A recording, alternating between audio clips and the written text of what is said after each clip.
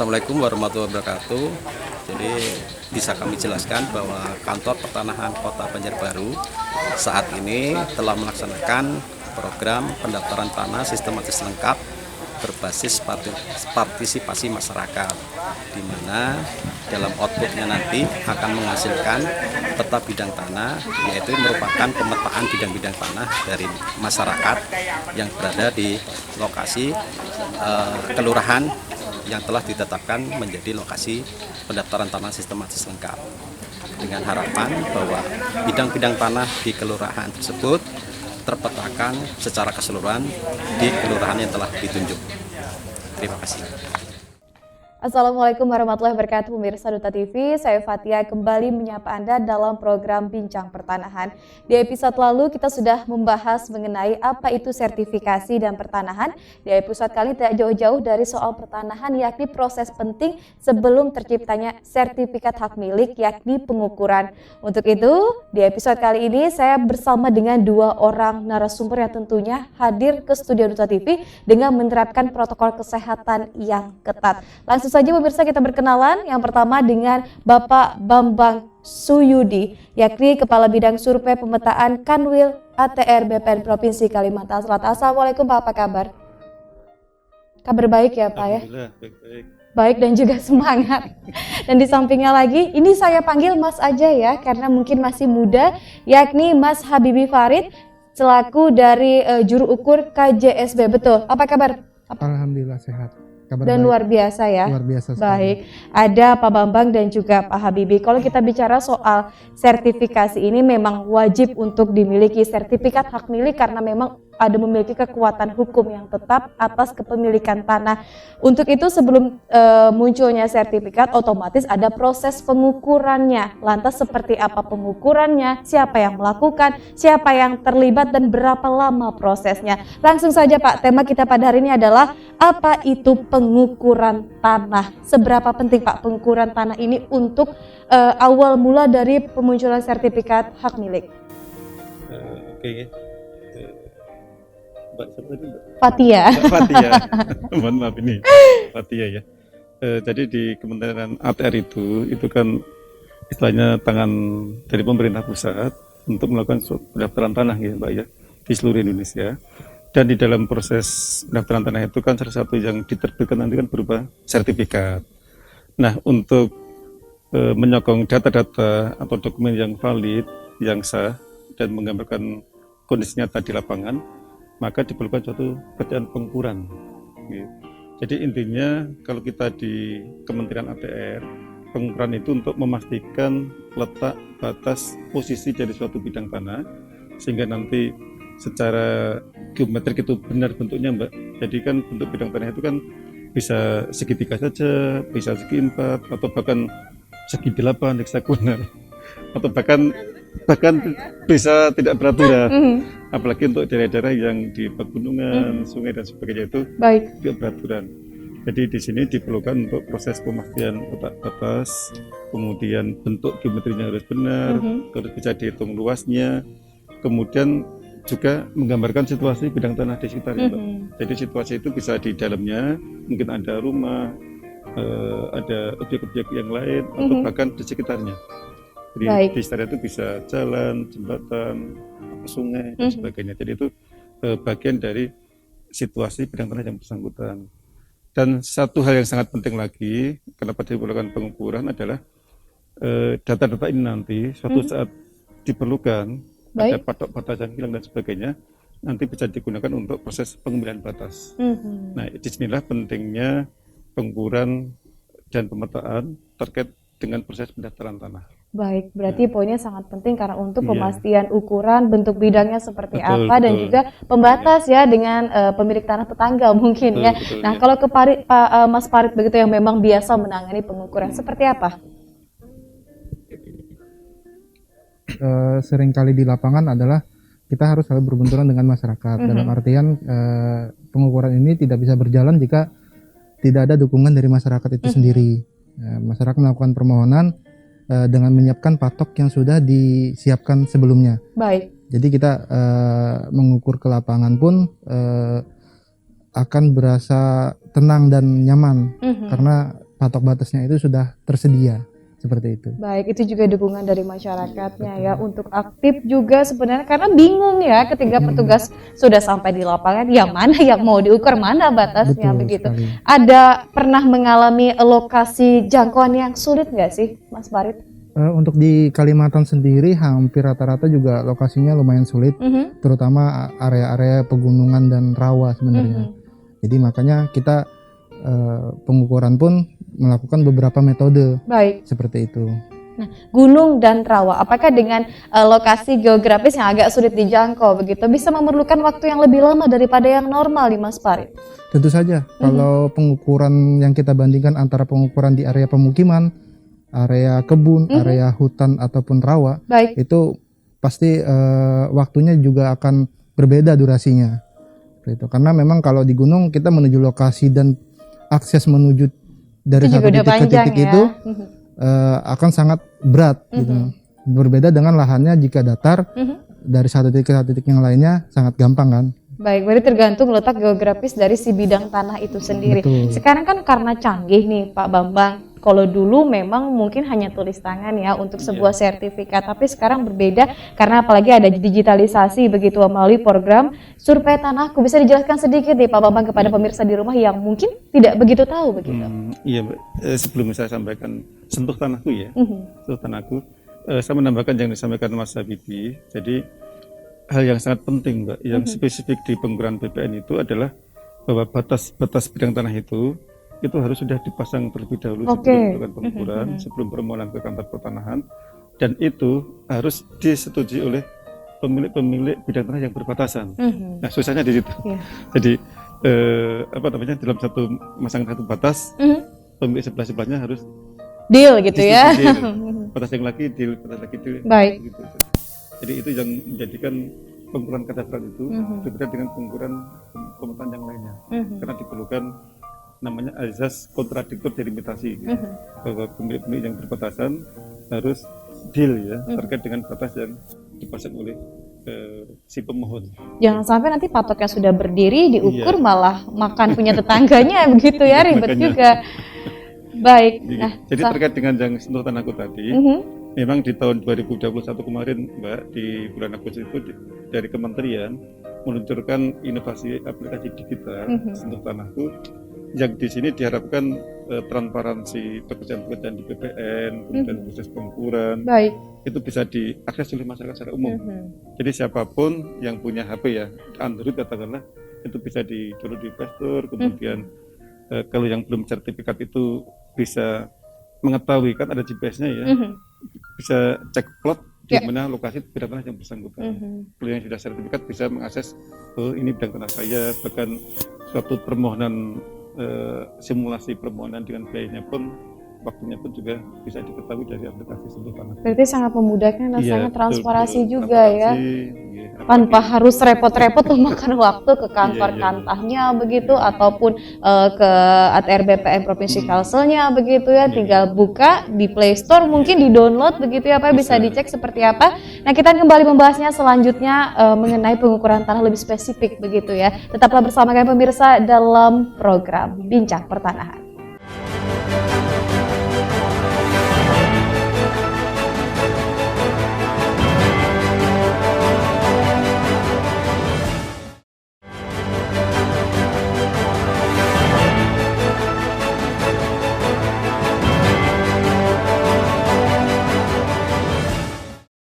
Ya, terima kasih pemirsa, Anda masih bersama kami dalam program Bincang Pertanahan dan masih bersama dengan dua orang narasumber kita, yakni Pak Bambang dan juga Mas Habibie. Langsung saja Pak, kita lanjutkan mengenai pengukuran tanah itu sendiri. Karena kan proses awal mula dari pembikinan sertifikat hak milik ini otomatis kan mengumpulkan data fisik dan juga yuridis. Seperti apa ini Pak? Bisa dijelaskan ke pemirsa di rumah? Gini Mbak ya, jadi untuk permohonan sertifikasi, terutama tanah-tanah milik masyarakat, itu yang memang harus di tahap awal yang harus dipersiapkan itu adalah dokumen-dokumen permohonan atau persyaratan yang harus disiapkan oleh masyarakat sendiri, Mbak. Oke. Sebelum maju ke BPN. Sebagai contoh misalkan tanda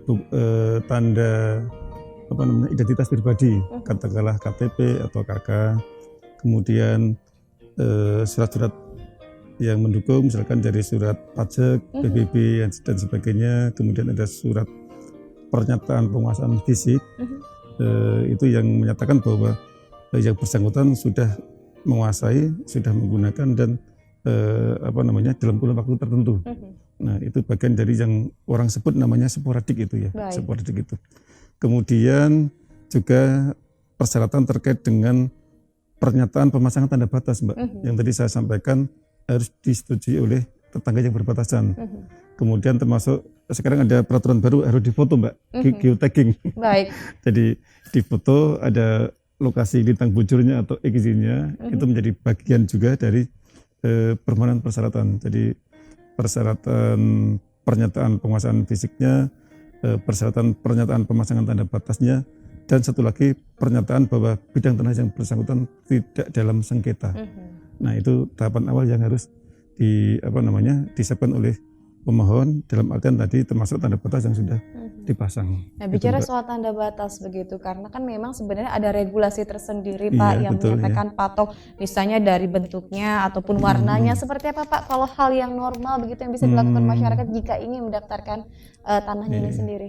Oke, Mbak. Jadi di lapangan mungkin sudah ada tempat-tempat ya khusus yang jual beli, katakanlah khusus patok ya, patok batas bidang tanah gitu ya. Jadi untuk yang bidang tanah masyarakat itu kan biasanya juga nggak terlalu luas.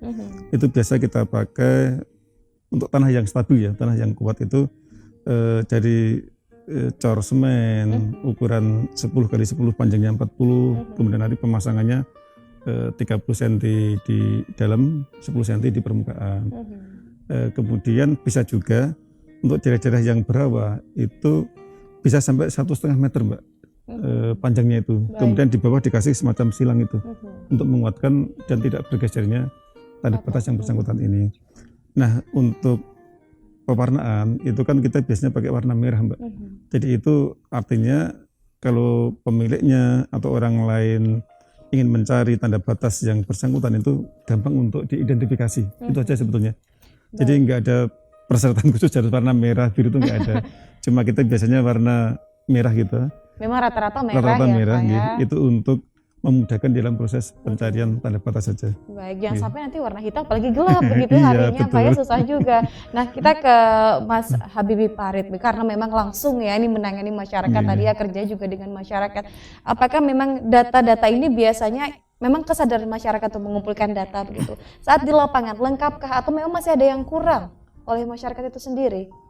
Biasanya kalau data-data itu mereka dalam proses perlengkapan, jadi belum tentu semuanya lengkap, tapi mereka biasanya di lapangan itu langsung nanya apalagi yang akan dilengkapi. Baik. Jadi kita di lapangan pun memberikan informasi apa aja yang harus dilengkapi seperti itu.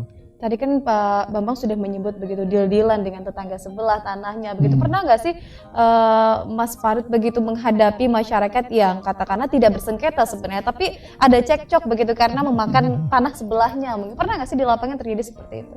Pasti terjadi sih di setiap pengukuran. Kadang-kadang jika kembali lagi makanya jika ketika memasang patok itu tanpa ada kesepakatan dengan tetangga bidang, akhirnya akan memunculkan konflik itu sendiri. Seperti itu. Jadi memang berbeda pandangan sebenarnya seperti itu.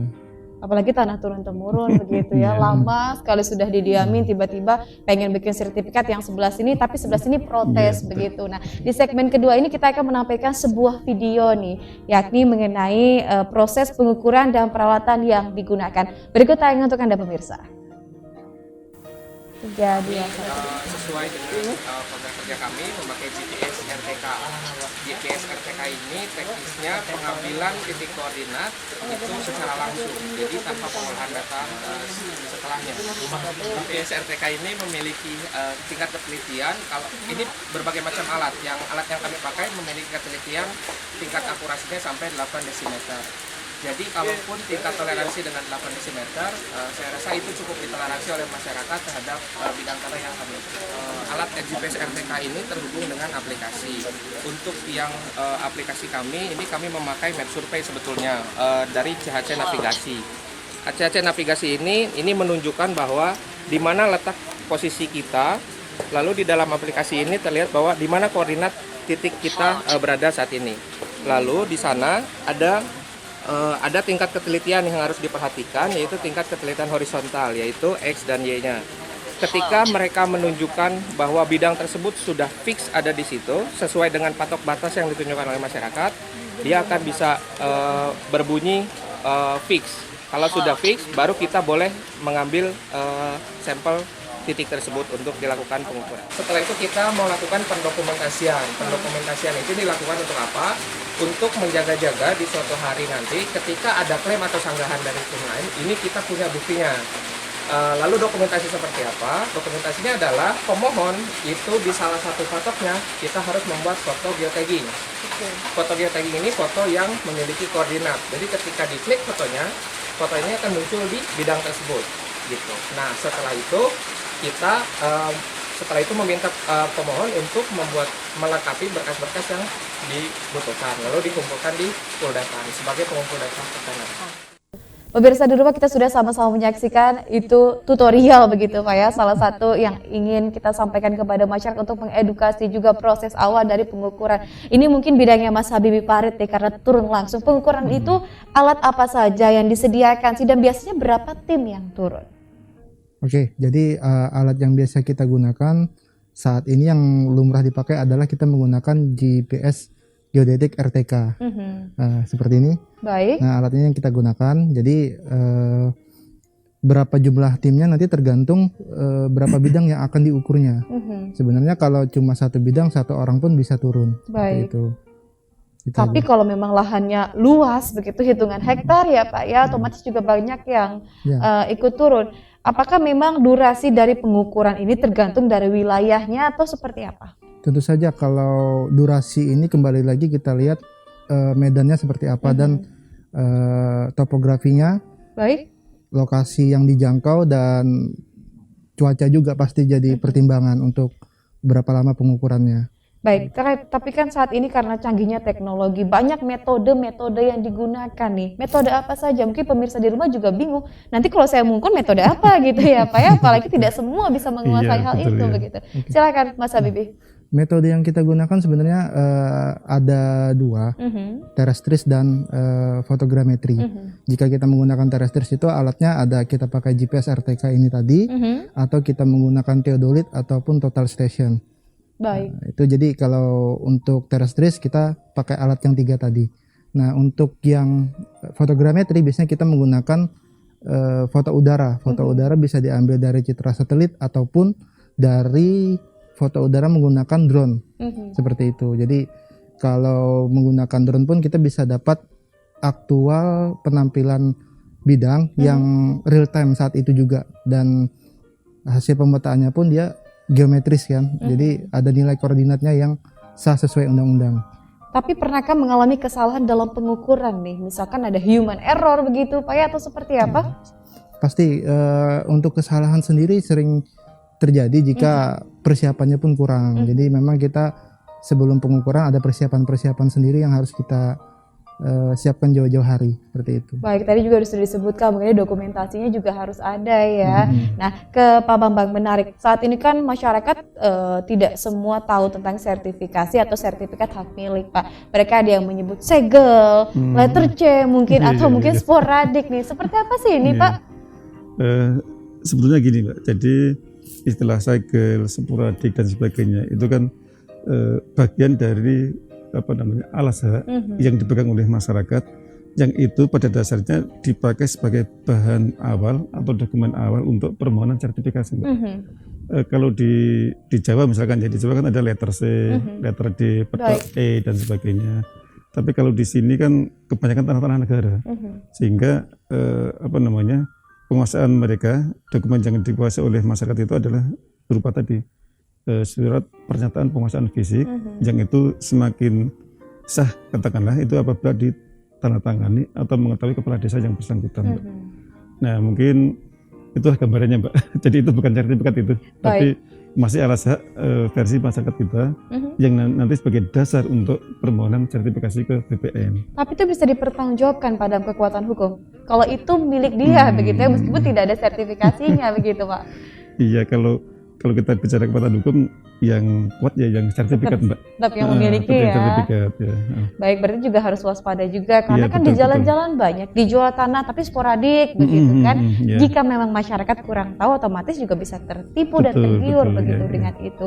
Nah, apakah memang selama di pengukuran nih Mas Habibie, siapa yang harus mendampingi Mas Habibie saat melakukan pengukuran? Apakah memang yang orangnya jelas pasti begitu Kak? Apakah memang ada saksi tersendiri nih? Atau mungkin dari kepala desanya, lurahnya yang juga ikut turun? Oke, biasanya yang mendampingi selain dari pemohonnya sendiri, biasanya ada tetangga batas bidang yang hadir. Bisa juga saksi itu dari aparat desa, bisa dari sekdesnya, dari ketua RT, dari kalau di Kalimantan itu kebanyakan dari kepala dusun, seperti itu. Jadi memang harus ada yang mendampingi. Harus ya, karena memang deal-dealan tadi jangan sampai nanti ketika sudah diukur malah jadi sebuah sengketa lagi, ada konflik lagi begitu. Atau salah titik yang diukur. Kenapa Pak? Bisa jadi salah titik yang Iya, diukur. salah titik Iya. diukur semaunya aja Pak ya, karena memang ketika patok pun bisa bergeser sebenarnya meskipun nanti kalau dirawat tadi ada 1,5 dan lain sebagainya begitu. Kita akan kembali membahasnya di segmen selanjutnya saja Pak ya, tetaplah bersama kami pemirsa dalam program Bincang Pertanahan.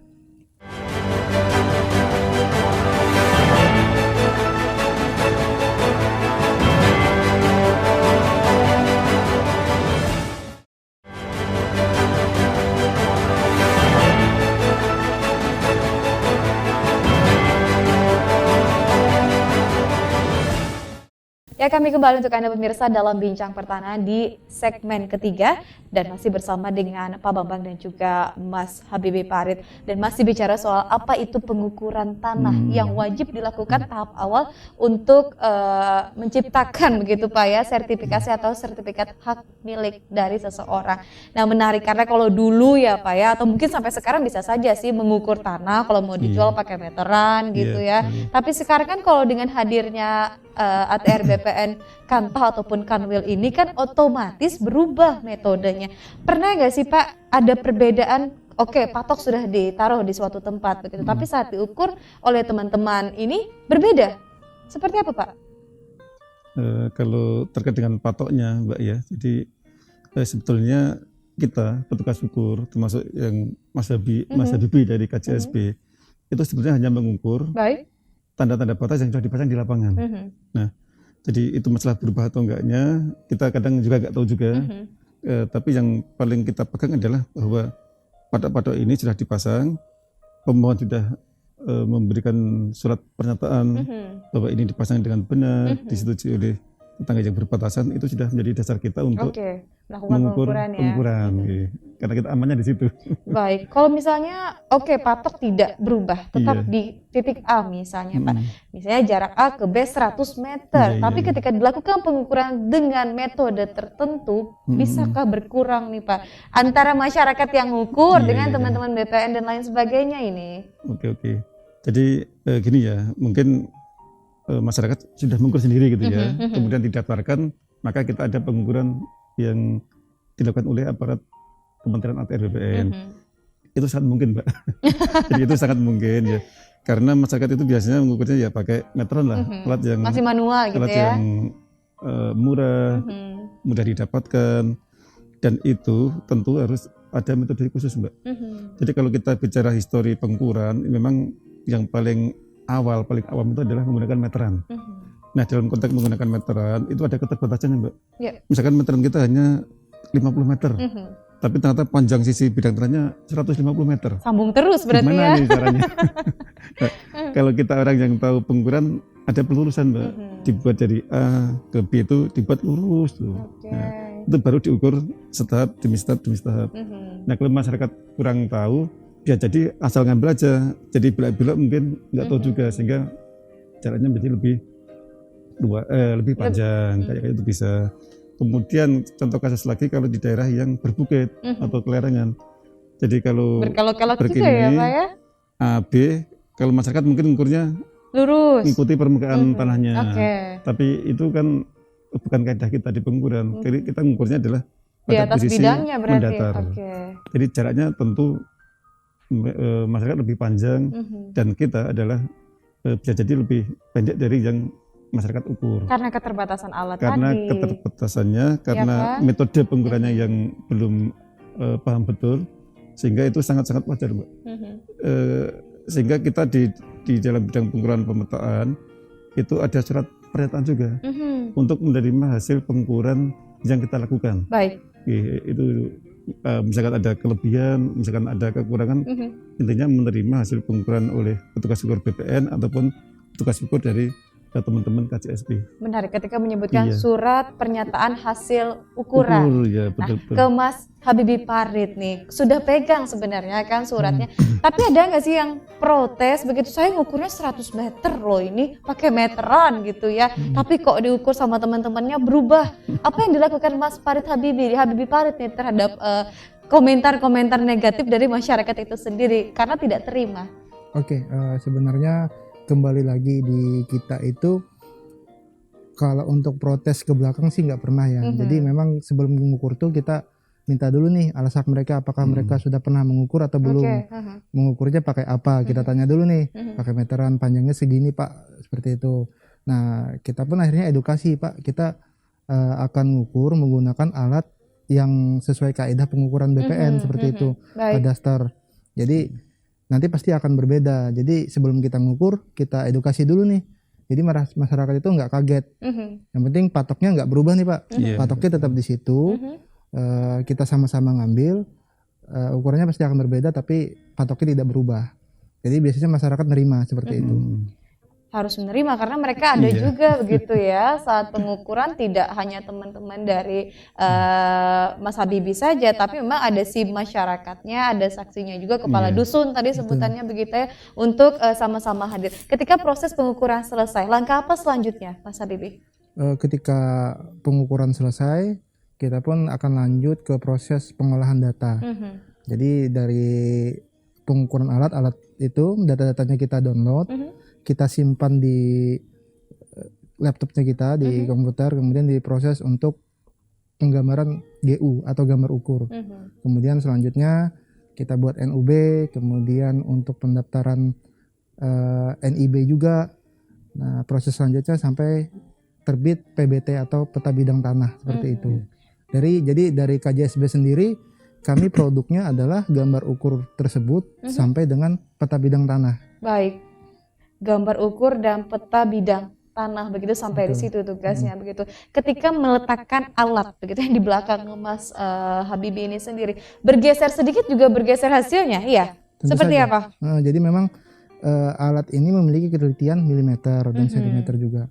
Jadi ketika titiknya tidak pas, ada pergeseran, jadi akan mempengaruhi dimensi tanah tersebut seperti itu.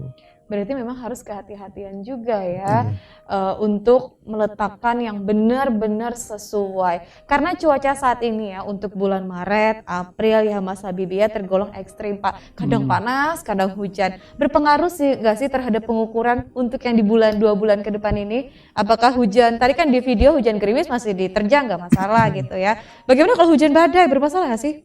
Sangat bermasalah sebenarnya. Kembali lagi kita harus menerapkan keselamatan kerja seperti itu. Jadi memang karena alat kita sifatnya elektronik dan satelit, jadi disarankan sih sebenarnya kalau hujan itu kita nggak boleh mengukur seperti itu, karena akan beresiko alatnya rusak sendiri ataupun petugas ukurnya yang sakit mungkin karena kena hujan bisa jadi, dan kena petir. Nah, seperti itu. Jadi jangan sampai ya Jangan cuaca sampai. ekstrim. Oke, minggir dulu, nggak lama juga kok hujannya Pak ya. Karena akan membahayakan orangnya dan juga akan membahayakan dari alat ukurnya itu Memang sendiri. lebih baik dihentikan kalau memang kondisi seperti itu. Mau tidak mau ya dimundurkan, Dihentikan, dikalahkan iya, dulu ya iya. Pak ya. Berbahaya juga. Istirahat dulu. Jangan sampai nanti masuk berita Duta TV dengan berita yang tidak enak begitu ya Mas. Jadi lebih baik akan hati-hati dan tentunya meletakkan titik ukur begitu ya. Juga harus fokus, jangan sampai ada human error dan juga berpengaruh. Berarti sampai gambar dan juga peta bidang tanah. Selanjutnya kalau sudah selesai ATR BPN Kanwil Provinsi Kalimantan Selatan nih Pak, atau kantahnya sendiri, apa yang dilakukan Pak setelah proses pengukuran selesai? Biasanya kita kan ini, kalau untuk permohonan-permohonan yang seperti ini, kan kemenangan dari kantor pertanahan, Mbak.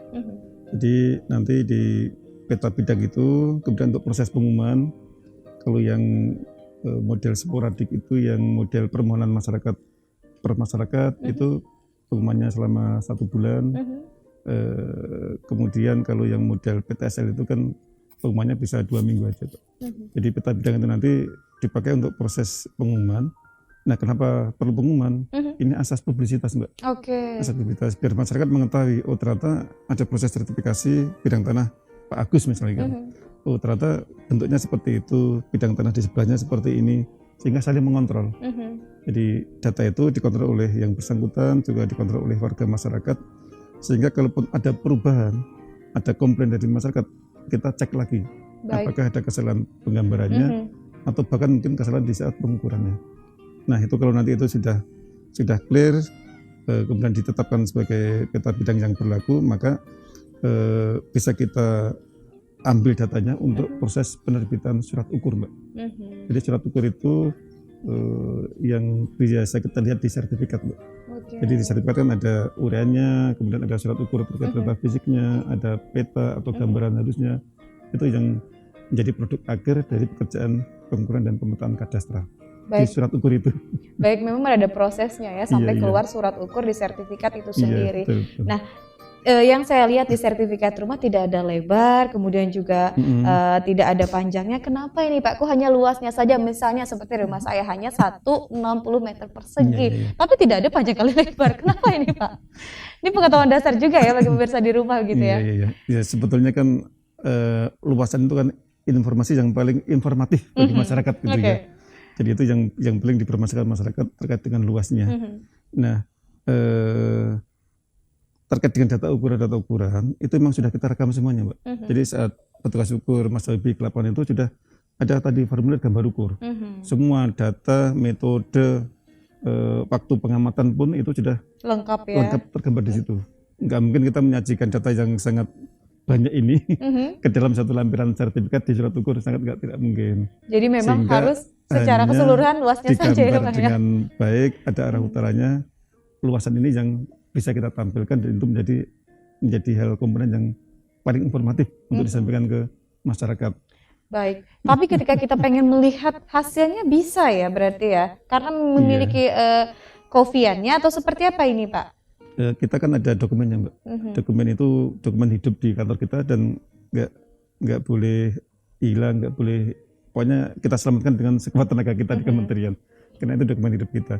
Jadi kalau itu pemohon pemilik yang bersangkutan itu bisa untuk melihat kondisi itu bisa, tapi kalau orang lain ya nggak bisa karena terkait dengan data-data kerahasiaan data yang terkait dengan data-data kadastralnya.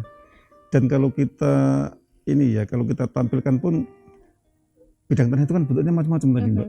Ya tadi yang tidak beraturan. Ini gimana juga cara ngitung luasnya ini. Baik. Masyarakat tanya kan yang bentuk persegi, bentuk bujur sangkar, panjang lebar dan sebagainya. Jadi sekali lagi makan waktu juga Pak ya kalau harus mengedukasi, ini harus dijelaskan seperti ini bentuknya seperti ini ya.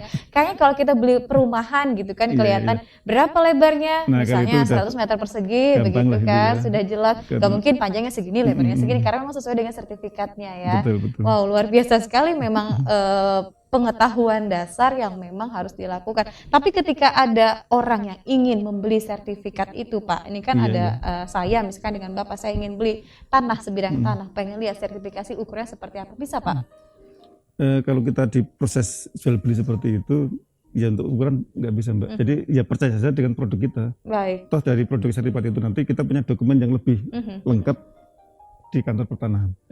Jadi percaya karena memang sudah betul. jelas begitu ya. Yang penting kalau mau beli yang penting cek lokasinya di lapangan, benar enggak ini bidang tanahnya, lihat di sertifikatnya, bentuk di surat ukurnya sama enggak dengan kondisi di lapangan. Baik, itu sudah cukup karena memang sudah ketika memiliki sertifikat hak milik atau sertifikasi, otomatis sudah memiliki kekuatan hukum yang tetap. Tapi pertanyaan saya, kenapa kok ada tanah yang tumpang tindih tapi sertifikatnya juga sah nih Pak? Usai jeda pemirsa, tetaplah bersama kami dalam Bincang Pertanahan.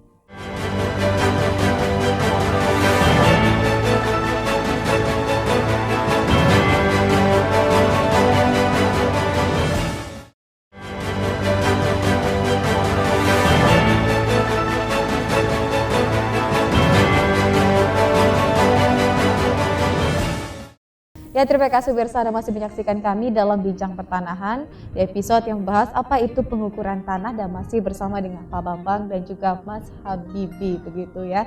Memang panjang lebar kita sudah membahas bagaimana metodenya, alatnya. Tadi saya sudah sounding di segmen 3 terakhir mengenai tumpang tindih pengukurannya dari segi pengukurannya. Mungkin ada masyarakat A melaporkan ini batas tanah saya, si B ini batas tanah saya sehingga muncul tumpang tindih pengukuran. Seperti apa ini Pak?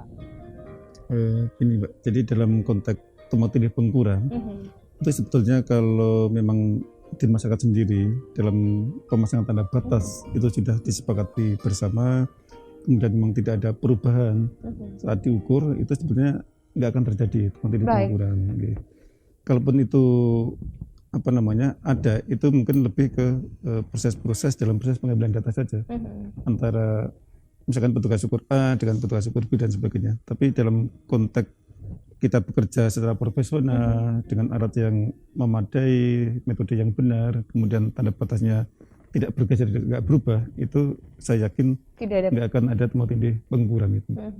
Tapi juga mungkin ya Pak, ketika masyarakat sudah memiliki sebidang tanah berapapun lebar dan luasnya begitu, otomatis tanah itu dihidupkan, bukan berarti apa-apa. Jangan sampai malah seperti tidak berpenghuni ya Pak ya, mudah sekali nanti diserobot dan lain sebagainya. Nah, siapa sih Pak, dari awal kan saya ingin menanyakan begitu, siapa sih Pak yang murni melakukan pengukuran? Tadi kan juga sudah ada KJSB dan lain sebagainya, seperti apa Pak? Betul Mbak, jadi kita mulai tahun 1998 Mbak ya. Jadi kita kan dalam konteks perpetaan, sertifikasi, pendaftaran tanah kan kita punya Undang-Undang Nomor 5 tahun 1960 mengenai Undang-Undang Pokok Agraria. Nah, kemudian di tahun 97 kita punya PP 24 tahun 97 mengenai pendaftaran tanah. Dan mulai PP inilah kita mengakomodir bahwa kita perlu mitra di dalam pekerjaan pengukuran dan pemetaan, karena target kita yang besar Mbak. Jadi karena target kita besar, nggak mungkin kita sendiri, orang-orang BPN sendiri, ASN yang mengukur di lapangan, tapi kita butuh mitra, sehingga waktu itu muncullah yang kita sebut dengan KJSKB waktu itu, tapi sekarang menjadi KJSB, Kantor Jasa Surveyor Berlisensi. Di dalamnya ada surveyor kadastral seperti Mas Habibie ini, kemudian ada juga asisten surveyor kadastral. Dan yang terakhir ini diatur dengan Peraturan Menteri Agraria dan Tata Ruang, Kepala BPN nomor 9 ya Mas ya, nomor 9 tahun 2020 Mbak. Itu yang mengatur bagaimana persyaratan menjadi KJSB, bagaimana mendapatkan lisensi, kewenangan, etika dan sebagainya, itu yang sudah ditetapkan oleh kementerian untuk menggandeng mitra kerja dalam pekerjaan pengukuran dan pemetaan. Berarti mungkin lebih jelas ke mitra juga kerja ya. yang syah begitu ya, yakni KJSB. Mas yang membidangi aslinya begitu ya, seperti apa? Untuk di Indonesia sendiri sih KJSKB itu sebenarnya muncul di 2017. Kemudian di 2020 kita dan 2021 kita diganti menjadi KJSB. Kepanjangannya Kantor Jasa Surveyor Berlisensi. Jadi KJSB ini itu menaungi surveyor berlisensi. Surveyor berlisensi itu ada dua, surveyor kadaster dan asisten surveyor kadaster. Jadi semua perorangan itu dinaungi oleh KJSB. Kebetulan di Kalimantan Selatan ini kita ada 3 KJSB. Cuma 3, satu provinsi. 3 KJSB. Kita punya SK resmi dari ATR BPN sendiri, dari Kementerian Pusat.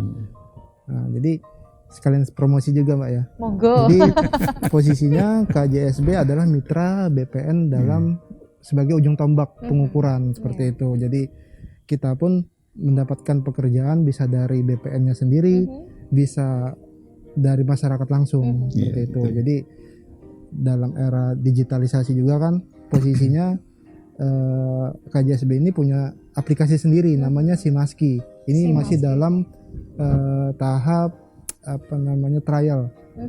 Jadi di situ masyarakat bisa langsung request pengukuran. Jadi ada beberapa layanan yang kita layani. Mungkin ini salah satunya saya sebutkan adalah misalnya untuk jenis permohonannya mengetahui luas, pendaftaran pertama kali, hak milik adat ataupun negara, kemudian pemisahan, pemecahan, penggabungan, pembaharuan, pengembalian batas, plotting, pembuatan peta situasi dan lain-lain. Sudah lengkap ya. Sudah lengkap. Jadi memang kita spesialisasi pengukuran kadasternya seperti itu. Dan tentunya terpercaya ya, BPN aja bermitra, kenapa masyarakat tidak harus percaya begitu ya Pak ya. Nah baik, sebelum kita mengakhiri segmen kali ini, kita akan menyimak dulu nih Mas Habibie dan juga Pak Bambang mengenai video dari lurah dan juga masyarakat tanggapannya mengenai program PTSL. Berikut tayangan untuk Anda. Assalamualaikum warahmatullahi wabarakatuh. Himbauan untuk program PTSL, pertama untuk warga yang ingin daftar, daftarkan di kelurahan setempat atau di Kelurahan Sungai Tiong saat ini. Terus bisa juga pendaftaran melalui di RT atau RW-nya. Kedua yang harus diperhatikan juga tapal batas untuk kiri, kanan, belakang, depan itu harus diperhatikan juga. Dan untuk membantu kawan-kawan di lapangan pengukuran, sebelum pengukuran lahan harus dipasangi patok dan lahan juga harus sudah bersih. Dan yang lebih penting lahan itu juga harus clear dan clean, tidak ada permasalahan dari pihak-pihak yang mengaku itu tanah mereka. Ya istilahnya untuk menghindari tumpang tindih lah. Mungkin itu yang saya sampaikan. Kak Bu, dengan adanya program PTSL ini Bu? Alhamdulillah merasa terbantu sekali masyarakat Desa Pungpung dengan adanya bantuan ini. Prosesnya rumit nggak Bu awalnya? Enggak. Awalnya seperti apa Bu? Awalnya kemarin tuh disuruh kumpul sporadik surat tanah sebelum dibikin sertifikat. Lalu setelah itu langsung diukur dari pihak Tuhan Jadi tidak mempersulit warga ya? tidak mempersulit. Pemirsa dan juga narasumber yang hadir ke studio hari ini, kita sudah sama-sama menyaksikan ya mengenai lurah dan juga masyarakat Sungai Tiong yang sangat terbantu dengan program PTSL. Terakhir nih, apa yang ingin Pak Bambang sampaikan kepada masyarakat agar segera mendaftarkan tanahnya secara sah nih Pak di BPN ataupun kantah yang lainnya, seperti apa Pak? Oke, jadi yang perlu kita pahami kepada seluruh masyarakat kita semuanya, bahwa tanah adalah sumber kehidupan. Mohon untuk bisa benar-benar dijaga, dikuasai, dimanfaatkan dengan baik. Dan salah satu menjaga sumber kehidupan kita, tanah kita adalah dengan mengajukan atau mengikuti PTSL dengan baik sehingga terbit sertifikat yang merupakan hak yang paling kuat untuk kita masyarakat semuanya. Mungkin itu aja, Pak. Baik, ke Mas Habibie nih, apakah banyak tantangan begitu dalam proses pengukuran? Bagaimana cara menyelesaikan tantangan-tantangan tersebut? Apalagi kan saat ini zaman semakin canggih dan lain sebagainya, Mas Habibie. Oke. Untuk tantangan sendiri sebenarnya di pemetaan itu kita semua sudah diakomodir oleh teknologi sebenarnya. Jika areanya masih bisa dijangkau, kita bisa menggunakan peralatan yang terestris tadi. Jika areanya sulit, kita bisa menggunakan sistem fotogrametri seperti itu. Yang pasti setiap pengukuran kita selalu minta dukungan dari masyarakat semua. Seperti itu, dalam artian menjaga patoknya seperti sesuai aturan. Habis itu setelah dipasang patok juga dipelihara, selalu dibersihkan, seperti itu sih. Itu aja pesannya. Baik, dukungan dari masyarakat. Dan terakhir, dalam sebuah diskusi, dalam sebuah talk show, pasti ada closing statement-nya nih Pak. Singkat saja, silakan Pak Bambang. Sekali lagi bahwa tanah adalah sumber kehidupan, tolong dijaga, tolong dimanfaatkan dengan baik. Dan salah satu proses penjagaan adalah dengan sertifikasi tanah secara massal. Silakan Bapak Ibu untuk ikut berpartisipasi dengan sebaik-baiknya. Berpartisipasi dalam PTSL yang sangat mudah. Betul. Dan juga tidak ribet Pak ya, ada yang membantu juga, dan bahkan bisa dari teman-teman BPN langsung datang begitu. Iya, Nah silakan ke Mas Habibie closing statement-nya, atau mungkin promosi juga bisa ya. Oke. Sebagai akhirnya. Ini sebenarnya baru, KJSB ini mungkin di telinga masyarakat masih baru. Jadi kita memastikan masyarakat jika ingin tanahnya diukur, mengetahui luas secara pasti, untuk pengembalian batas dan segala macamnya bisa menghubungi kami lewat kantor pertanahan masing-masing. Sebenarnya ada nanti kita sudah kerjasama dengan tiap kantor pertanahan di tiap kabupaten atau kota.